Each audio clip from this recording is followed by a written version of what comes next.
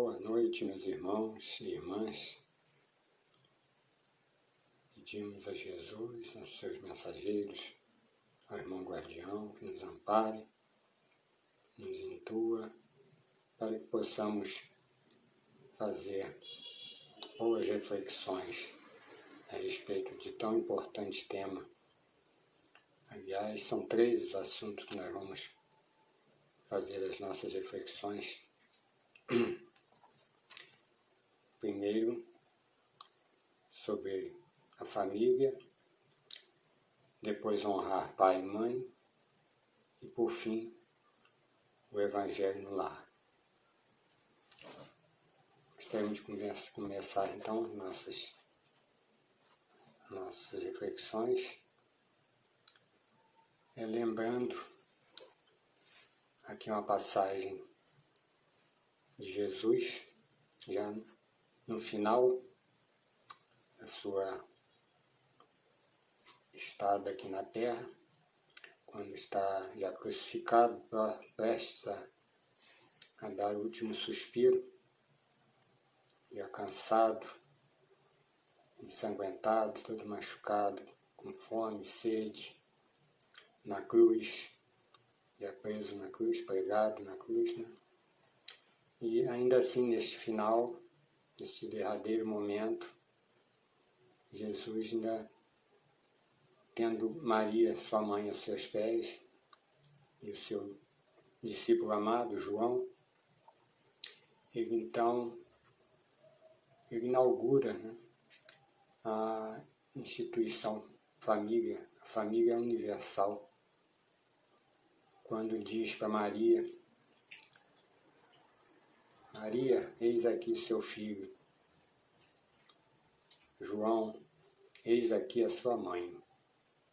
Neste momento tão difícil, derradeiro, Jesus encontrou forças para tão sublimes palavras, né, ao falar da sua mãe e do seu discípulo amado, recomendando ali a família como divina organização, né, para o mundo e para a sociedade.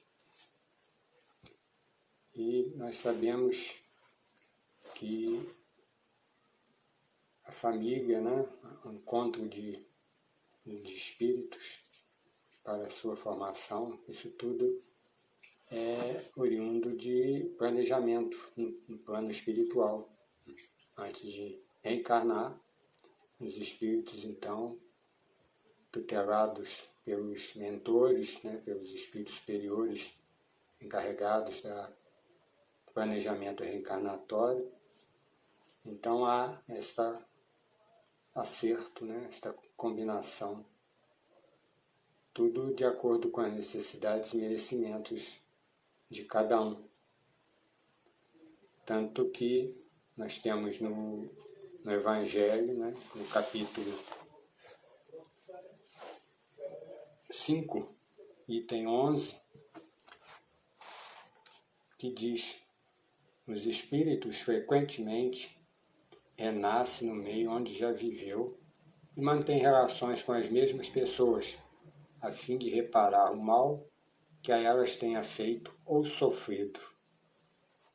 Então, como sabemos, não há o por acaso, né? Não há o acaso, é tudo fruto de planejamentos e necessidades de cada membro, de cada espírito envolvido nesta futura união, futura formação de núcleo de espíritos, ou espíritos afins, ou, traduzindo, família, né? E esses espíritos trazem, cada qual, a sua bagagem, né? Seus acertos e erros, nesse que vem para, em contato com o outro, fazer o acerto, né, para que haja um burilamento das suas ações, cada um burilando as suas necessidades e assim fazendo com que ambos cresçam espiritualmente, né, moralmente, evoluam no contato, né, no contato que se estabelece com a união. E para entendermos melhor,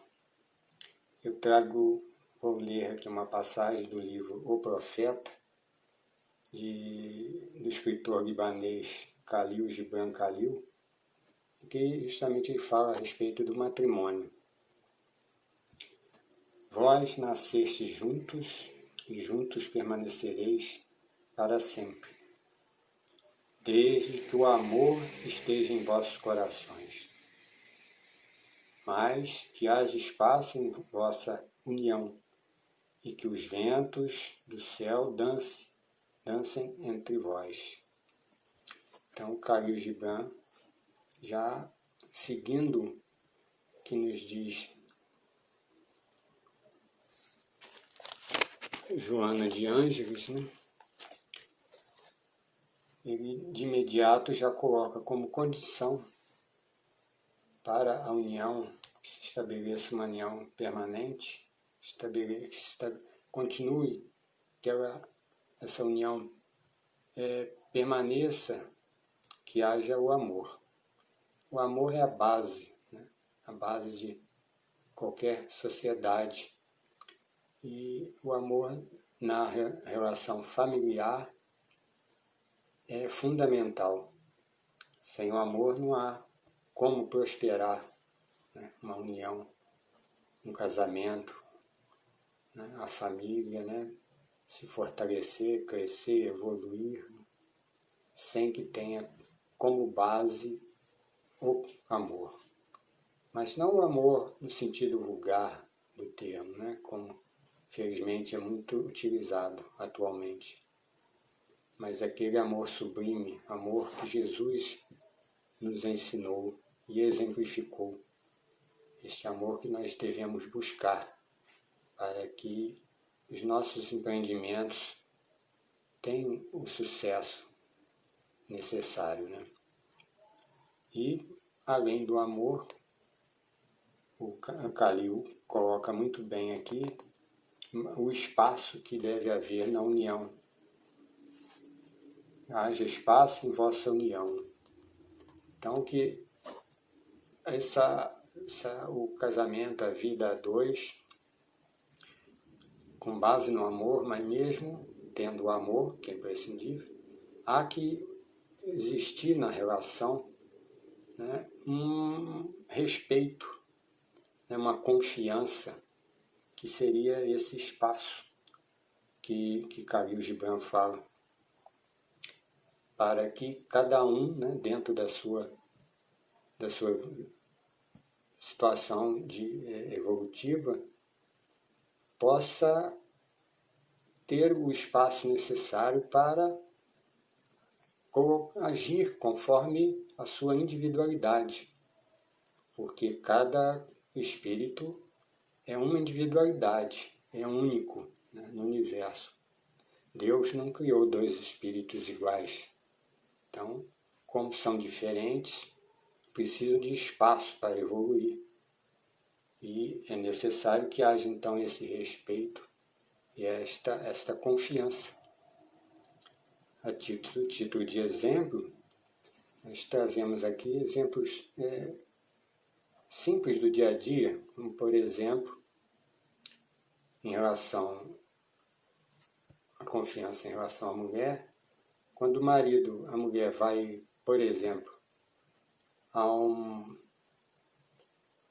cabeleireiro ou manicure, e o marido começa a especular, a fazer perguntas, né, do local, quem que frequenta, e procurando saber da situação, de como é o ambiente em que a mulher vai fazer se cuidar, né, melhorar a sua autoestima.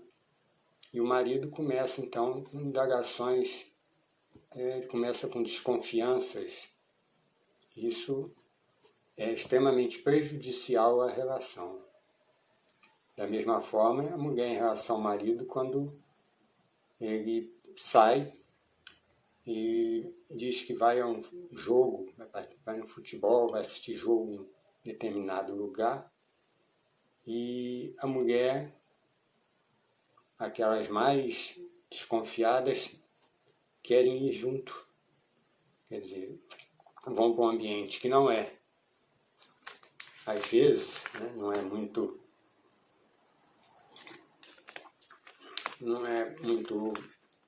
para a mulher frequentar, apesar que hoje os estádios estão todos, não há essa diferença mais, né, de homens e mulheres, inclusive além de estar assistindo, já temos, né, o futebol feminino também. Mas quando a mulher, desconfiando do marido, insiste em acompanhá-lo para assistir o futebol. E isso, às vezes, cria um desconforto, porque é aquele momento da individualidade, da liberdade do marido. E a mulher desconfia e vai junto. Então, tira esse espaço de que fala Khalil e impede que os ventos do céu dancem. Ou seja, que a liberdade, que o respeito, a confiança se estabeleça na relação, que é fundamental, né? Então, o Instituto Família, começando pela marido e mulher, é de fundamental importância, né? Vemos aqui, vendo a questão 695 do Livro dos Espíritos, Kardec pergunta aos espíritos superiores: será contrário à lei da natureza do casamento, isto é, a união permanente de dois seres? E eles respondem: é um progresso na marcha da humanidade.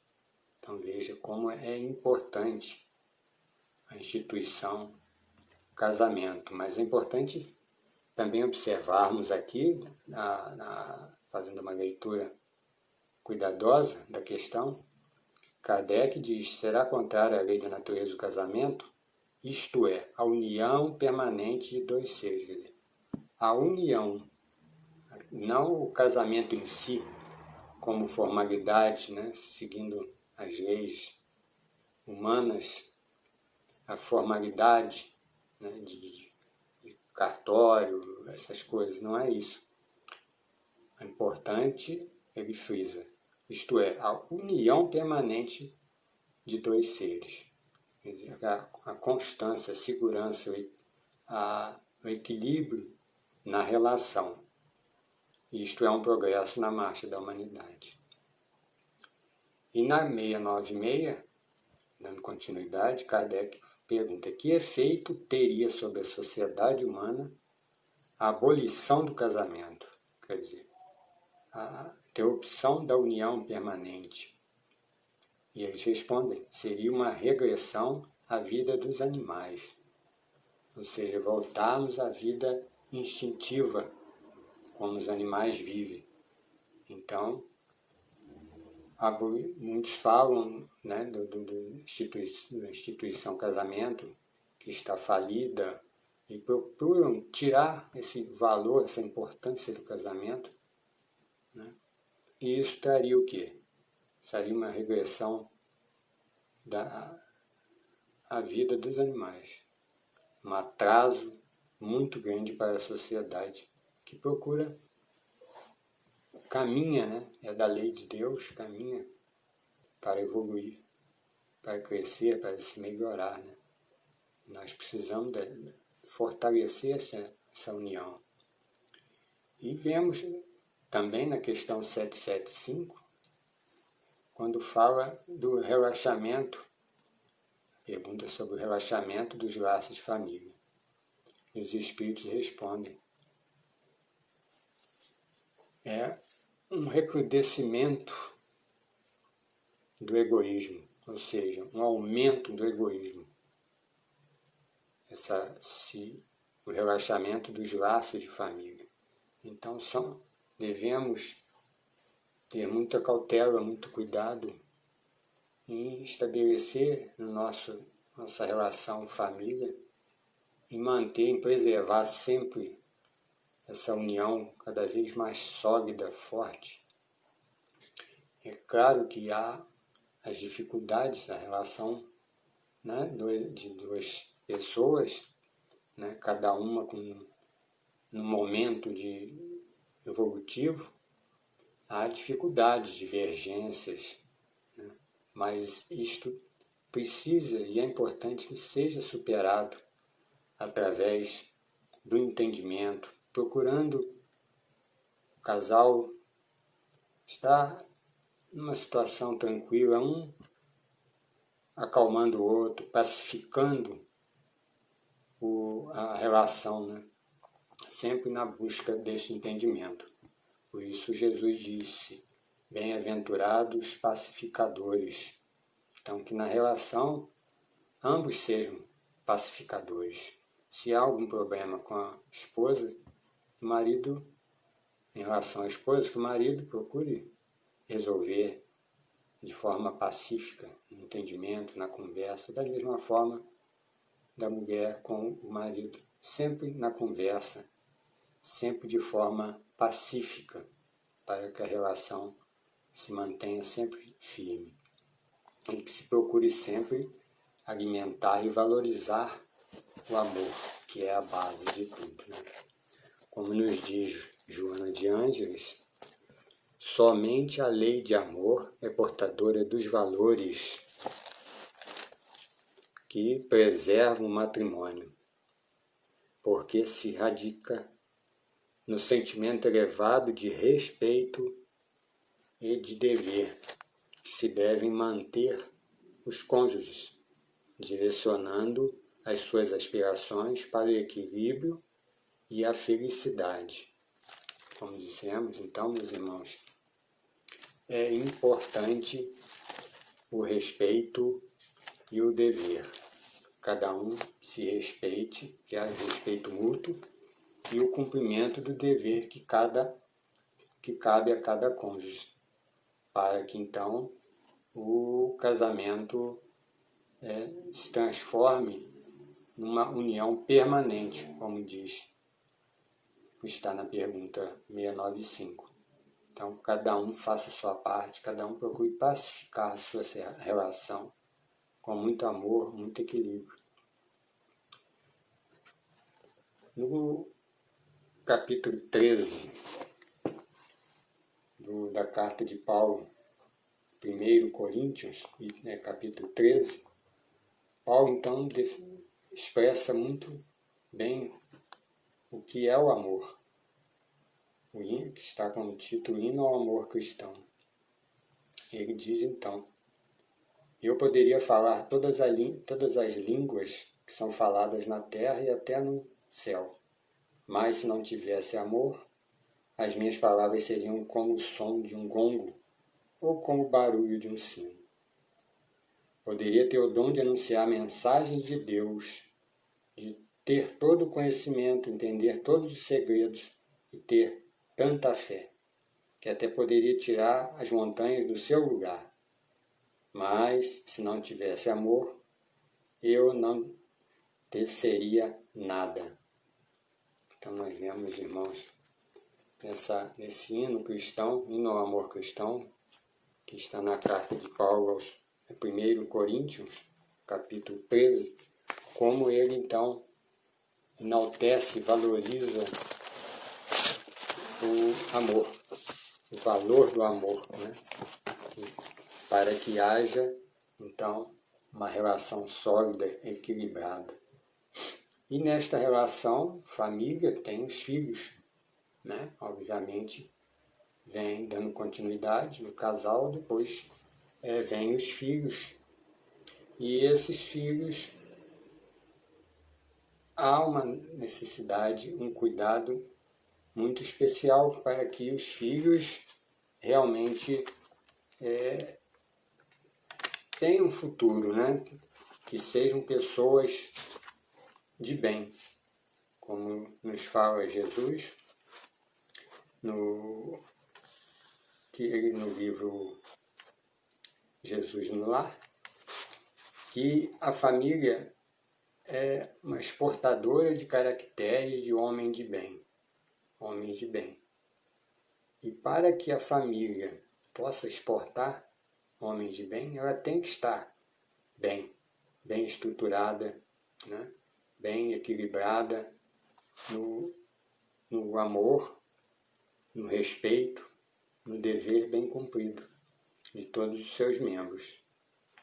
E entre os deveres está o de os pais cuidarem dos seus filhos, né? De dar-lhes a educação necessária, educação moral, espiritual e intelectual, para que sejam homens de bem. Ficar atento ao comportamento, né, dos seus filhos, ou filho, né, nas suas tendências, seus movimentos, para, ao perceber alguma ação prejudicial, que os pais procurem logo de imediato corrigir. Como está na questão 383 do Livro dos Espíritos, é nesta idade, até os 7 anos principalmente, que a criança está mais acessível às impressões que recebe. E os pais, então, devem observar isso para não perderem esse importante momento dos seus filhos e assim poderem corrigi-los, aparar as arestas, né, que estão em desacordo com o seu futuro de homem de bem. Então, os pais têm por obrigação estarem sempre atentos para cuidar bem de seus filhos. Sabemos, e o Emmanuel diz na questão 110 do Consolador, que o melhor escola, o melhor lugar para a aprendizagem, não só dos filhos, mas de todo o conjunto familiar, é o lar. É o lugar perfeito.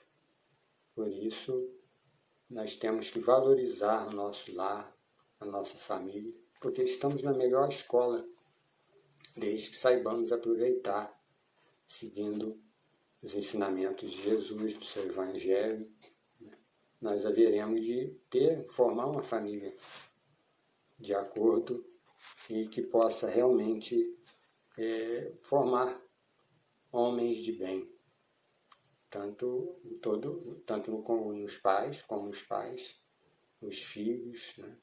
Todos que sejam homens de bem. É isto que a nossa sociedade precisa, né? Nós queremos um país melhor, uma cidade melhor, um país melhor, um planeta igualmente melhor. Mas, como se sabe, a paz que nós queremos para o mundo começa em nós. Então, que nós procuremos ter esse cuidado, né, de fazer o melhor para que nós possamos ter esse mundo melhor de paz, de harmonia. No livro Vereda Familiar, Espírito Teresa de Brito, psicografia Raul Teixeira, ela nos coloca muito bem essa situação dos filhos em relação aos pais. E ela diz assim, abre aspas, só no amor, como o apresentou Jesus, os rebentos receberão dos pais a orientação para a vida, com segurança e fidelidade ao verdadeiro bem. E, com esse mesmo amor na pauta familiar, os filhos se aperceberão que os seus genitores, que os pais, são importantes vigilantes do Criador. Olha que bacana. Importantes vigilantes do Criador, cuidando dos próprios irmãos convertidos temporariamente em filhos da carne, a fim de que todos sejam alinhados nas hostes renovadoras por todos desejados. Então, olha que bacana, meus irmãos, colocação de Teresa de Brito Espírito, que somos todos irmãos, né? Como ela diz, somos todos irmãos. Temporariamente, estamos na condição de pais e a relação pais e filhos, que são temporários. Na próxima reencarnação pode o que é pai hoje vir como filho e vice-versa. Mas que no momento, nesta relação que se estabelece, que as famílias tenham cuidado, né, de mostrarem aos seus filhos o cuidado, né, o amor, a atenção, para que eles se sintam protegidos, né, que sintam que os pais são importantes vigilantes do Criador, vigilantes de Deus. E os filhos se sentirão mais seguros, né, mais amados. Agora tudo, como sabemos, mais do que conselhos, palavras, o que fica mesmo são os bons exemplos, né? Isso que precisamos ter o cuidado de que os pais passem bons exemplos para os filhos. Isto sim marca a vida dos filhos, né? Vendo que os pais são pessoas de bem, sensatas, coerentes, né? Os filhos, então, procurarão, com certeza, fazer o mesmo. E, sem dúvida, atenderão este mandamento, que está em Decálogo, Êxodo 20:12, de honrar pai e mãe, a fim de viverem muito tempo na terra, que Deus dará a vocês. Êxodo, capítulo 20, versículo 12. Está aqui no Evangelho segundo o Espiritismo. O mandamento honrar pai e mãe é a consequência da lei, da caridade e de amor ao próximo. Porque não se pode amar o próximo sem amar o pai e a mãe. Agora é importante destacarmos esta palavra, esse termo honrar, né? Que no mandamento não está amar o pai e a mãe, está honrar pai e mãe. Então nós vemos que é além, né? Além, esse termo honrar, como nos diz o Evangelho, encerra o dever da piedade filial, ou seja, aquele dever a mais de cuidar dos pais, não só financeiramente, mas cuidando dos pais na velhice, quando as necessidades são maiores, né? Cercando de cuidados, de amor, de atenção, e procurando sempre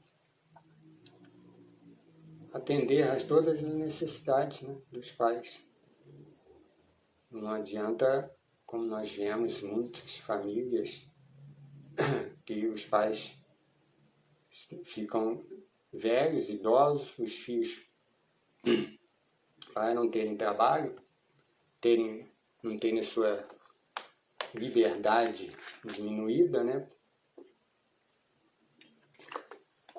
O que fazem? Põem num asilo, numa casa de repouso. Então, isto é contrário a este mandamento, porque o honrar é cuidar, é amparar, tanto financeiramente quanto cuidando das condições físicas, morais, que a pessoa idosa fica mais sensível, mais debilitada. Então, mais do que nunca, precisam do amor, do carinho, do amparo dos filhos. Esta deve ser a atenção dispensada ao pai. E como nos diz aqui o Evangelho, os cuidados carinhosos como retribuição do que receberam, né, quando crianças, porque, né, muitos esquecem quanto os pais fizeram para que eles conseguissem uma posição melhor na vida, o esforço que os pais fizeram para que tivessem estudo, um bom estudo, né, e por consequência um bom emprego, e eles esquecem disso. Tempo que os pais perderam, a mãe, tempo de descanso, né, de sono, noites mal dormidas ou até acordadas em razão de algum problema do filho, uma situação, um problema de saúde. Então, tudo isso, essas dificuldades, esse desgaste que os pais sofreram para uma boa educação do filho, não pode ser esquecido. Tem que se lembrar, valorizar e reconhecer. E como diz o Evangelho, estarão pagando uma dívida sagrada. E essa é a única piedade filial aceita por Deus. Como é sério isso, né? Esse mandamento de honrar pai e mãe. E passando a seguir, vamos então comentar, conforme a programação, do Evangelho no Lar, que está no Evangelho segundo o Espiritismo, é a parte final. Está o Evangelho no Lar. E aqui dizendo então os principais motivos para fazer o Evangelho no Lar. São 11 itens. Eu vou ler, que é muito importante. Estudar o Evangelho à luz da doutrina espírita, possibilitando assim sua melhor compreensão. Procurar viver esta vida segundo a vontade de Jesus, nosso Mestre. Criar nos lares o hábito saudável das reuniões evangélicas. Despertar o sentimento de fraternidade e união entre os participantes. Desfrutar de momentos de paz. Higienizar nosso lar com pensamentos, ensinamentos e sentimentos elevados. Receber em nossas residências espíritos mensageiros do bem. Aprender a fixar os ensinamentos do Evangelho para oferecer a outras criaturas. Conseguir, no lar e fora dele, fortalecimento necessário para enfrentar as dificuldades materiais e espirituais que surgem em nosso dia a dia. Despertar nos participantes o ensinamento de Jesus, que pede para orar e vigiar os pensamentos. Que é o mais importante, é vigiar e orar. Primeiro vigiar, para não cair em tentação. Elevar o padrão vibratório de todos, contribuindo assim para um mundo melhor. Então, aqui estão os principais motivos para fazer o Evangelho no lar. Depois segue os conselhos úteis e tem um roteiro ensinando como fazer.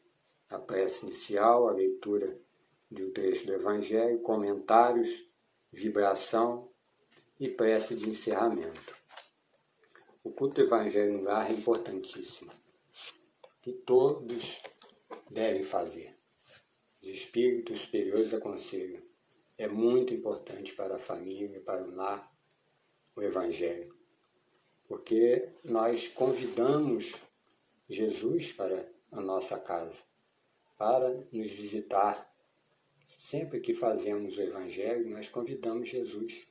E Jesus vem, porque Ele disse, onde 2 ou mais estão reunidos em meu nome, ali eu estarei. Então, quando 2 pessoas se reúnem para estudar, Jesus está presente. E também tem a participação de outros espíritos que vêm para nos ajudar, para nos amparar, e acabamos por esses espíritos trazerem aqueles irmãos que estão numa situação mais difícil, né, no momento ainda não tão esclarecidos e que precisam do esclarecimento do Evangelho, e eles são trazidos para o nosso lar para fazer o culto com a gente. Então nós fazemos, nos ajudamos, é uma caridade, porque nós nos ajudamos ajudamos nossos familiares com evangelhos e ajudamos os nossos irmãos que estão ainda numa situação de maior dificuldade de entendimento, de conhecimento das leis divinas que os espíritos amigos, familiares trazem para que eles participem do estudo e com isso vão se esclarecendo, vão se fortalecendo e crescendo espiritualmente. Então, meus irmãos, as vantagens são imensas de se fazer o culto do Evangelho no lar, que pode ser um dia na semana, mas com horário, dia e horário pré-determinados, tem que ser uma coisa séria.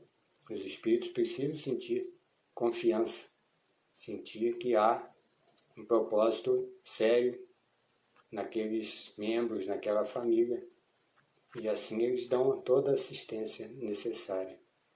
Jesus espera e conta conosco para que tenhamos, através do Evangelho, no lar, fortalecimento da família, fortalecimento dessa instituição que é a célula máter da sociedade, onde, através da família, que nós conseguiremos, né, melhorar a vida na sociedade, na vida como um todo, através da família bem equilibrada, bem estruturada. Que Jesus nos abençoe e nos proteja, hoje, agora e sempre. Obrigado, irmãos. Que assim seja.